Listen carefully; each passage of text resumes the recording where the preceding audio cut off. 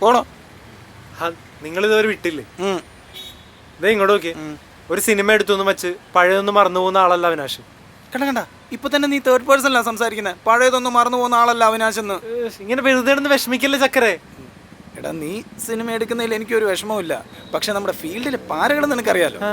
കാര്യം നീ സിനിമ എടുക്കാൻ പോകുന്നതാണെന്ന് എനിക്കറിയാം. പക്ഷെ ഈ പരദൂഷണം പറഞ്ഞുണ്ടാക്കുന്ന തെണ്ടികൾ പറയും ഞാൻ നീ തമ്മിൽ തെറ്റിയെന്ന്. ആ സുഗണനക്കില്ലേ, അവനൊക്കെ വെറുതെ കട തുറന്ന് വെച്ചിരിക്കുക. എന്തിനാണെന്നറിയോ? 10 പേരുടെ കുറ്റം പറയാൻ വേണ്ടി മാത്രം. പക്ഷെ അങ്ങനെ ഒരു തെറ്റിദ്ധാരണ ഉണ്ടാവും. നമ്മൾ സമയം കൊടുക്കുന്നില്ല.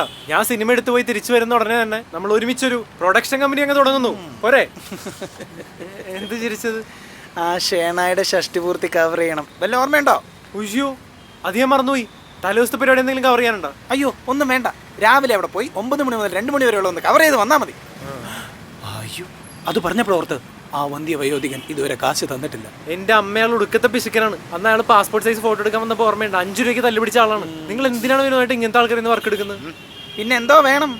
വർക്ക് വല്ലതും ഉണ്ടോ? എന്തെങ്കിലും ഉരുട്ടി അങ്ങോട്ട് തരണ്ടേ? വിട്, ഞാൻ വെറുതെ പറഞ്ഞാണ്. എനിക്ക് മനസ്സിലായി. പക്ഷെ നീ പറഞ്ഞതുകൊണ്ട് എനിക്കൊരു കാര്യം ഓർമ്മ വന്നു.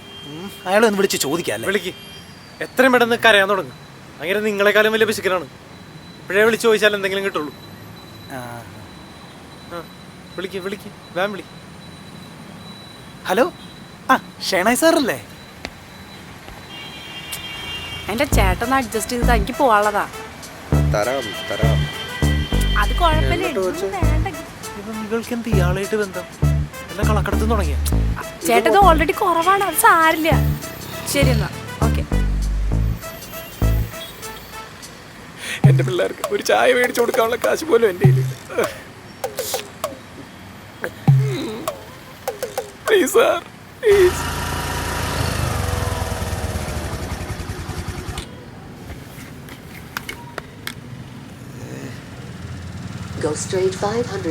പൊന്ന് പെങ്ങളൊന്ന് നിർത്ത്. കുറെ നേരമായി കറങ്ങിയെടുത്ത് തന്നെ കറങ്ങിക്കൊണ്ടിരിക്കും. ഇനി 500 മീറ്റർ ഒന്നും പോകാനില്ല. 100 മീറ്റർ കൂടെ പോയി കഴിഞ്ഞാൽ അവിടെ കായലാണ്. അവിടെ ഇട്ട് ഞാൻ എങ്ങനെ തിരിക്കാനാണ്? ഒന്ന് പോവണം പിള്ളേ, വെറുതെ മനുഷ്യനെ കൊല്ലാനായിട്ട്. കഷ്ടമാണ് പോകാൻ. ഇയാളുടെ വയറ്റിലെത്ത കൊക്കപ്പുഴ. ഹലോ സാർ, ഞാനിവിടെ തൊട്ടടുത്ത് തന്നെ ഉണ്ട് സാർ. ഇപ്പോൾ വരും. ഇതന്നെയാണ് നേരത്തെ. അതാണ് ഞാൻ വാക്ക് മാറ്റി പറയുന്നില്ല സാർ. ഒരുപാട് നേരം, 3/4 മണിക്കൂർ.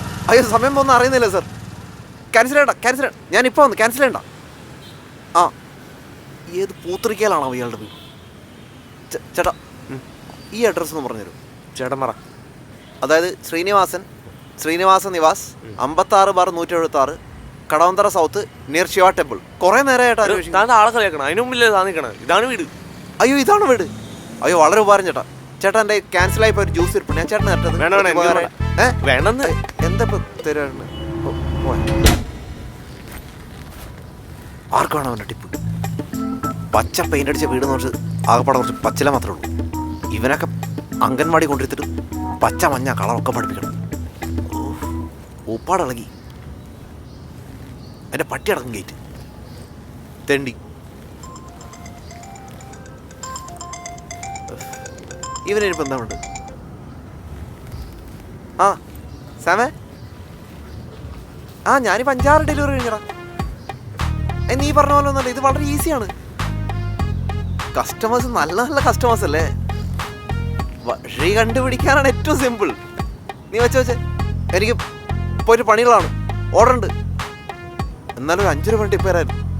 ഒന്നുമില്ല, 2 മണിക്കൂറുള്ള ഭക്ഷണം സൂക്ഷിച്ചല്ലേ മാറി.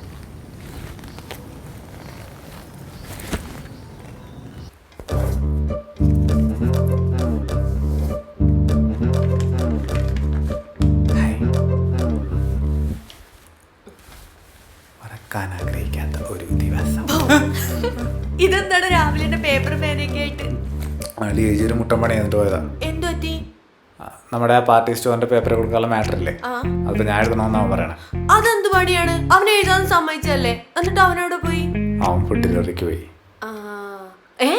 ഫുഡ് ഡെലിവറിക്കോ? ഇന്ന് മുഴുവൻ ആ പണി അവനെടുക്കണം. ഞാൻ ഇത് നേർച്ചയാണോ? അല്ല, അതൊരു ചലഞ്ച് അക്സെപ്റ്റ് ചെയ്തതാ, ഒരു തർക്കത്തിന്റെ പേരില്. ഭയങ്കരായി പോയി. എന്നിട്ട് എന്തായി? വർക്ക് കഴിഞ്ഞോ? ഞാൻ 2 ലൈൻസ് എഴുതിയിട്ടുണ്ട്. നോക്കട്ടെ. മറക്കാൻ ആഗ്രഹിക്കാത്ത ദിവസങ്ങൾക്കായി മറക്കാതെ ഓർക്കുക. Party stone.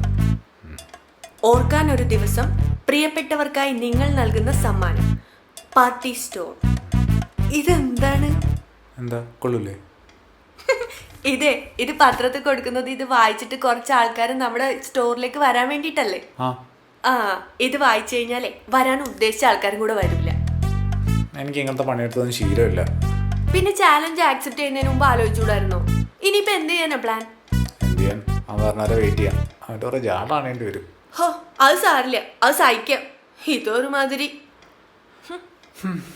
ഈ അവൻ എന്നെ ഓരോന്ന് പറഞ്ഞ് കുഴി ചടിച്ചതാണ്.